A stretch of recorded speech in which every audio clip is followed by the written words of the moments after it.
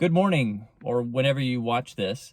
I wrote a devotion on the word grace yesterday and posted it on social media. And our communication team at Grace thought, well, maybe I should try videoing this because perhaps some of you prefer to get your devotions on video rather than in writing. So let's give this a try. Now, you may have noticed, yeah, I'm in my car in the garage because I have elementary age kids in that house and it's loud. And so this is like the one place I can control, and I don't even think they know I'm out here.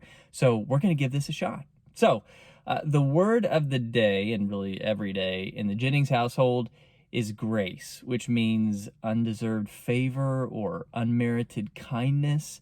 And here's the deal. In these 5 years that I've been fighting against depression in my own life, I don't usually feel much when I read the Bible. That's just one of the things that depression takes from you. But there is one passage in the Bible that consistently brings comfort to me, and it's from the book of Exodus, chapter 34. It's verse 6. Let me read it to you. Then the Lord passed by in front of him and proclaimed, the Lord God, compassionate and gracious, slow to anger and abounding in loving kindness and truth. This is the moment when God reveals his character, his nature to Moses on Mount Sinai. And what's significant to me is that the Lord could have started this whole self-revelation with the Lord powerful, or the Lord sovereign, or the Lord all-knowing. All of those would have been true, and yet he chose instead compassion and grace as the first things that he wanted Moses to know about himself. And that brings me actual tangible comfort down deep in my gut.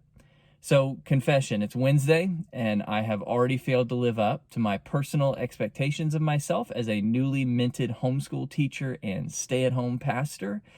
And I can stew in those failures, or I can try to drown them out in unhealthy ways, or better, I can try to keep reminding myself that God is first and foremost towards me this week, compassionate and gracious.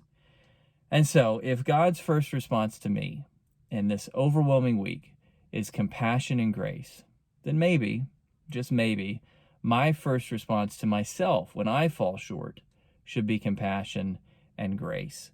And that should be my first response to my wife's shortcomings, my kids' shortcomings, my community's shortcomings. None of us are all that we wish we were, but that's okay. Because in our frailty, God says to us, grace. Grace to your spouse, grace to your kids, grace to your community, and hardest of all, grace to yourself. So my challenge to you this week is to give yourself grace. That's what the Jennings are going to be working on. You're welcome to join us in spirit, not in person. Please don't come over. Till next time, in the garage, grace and peace.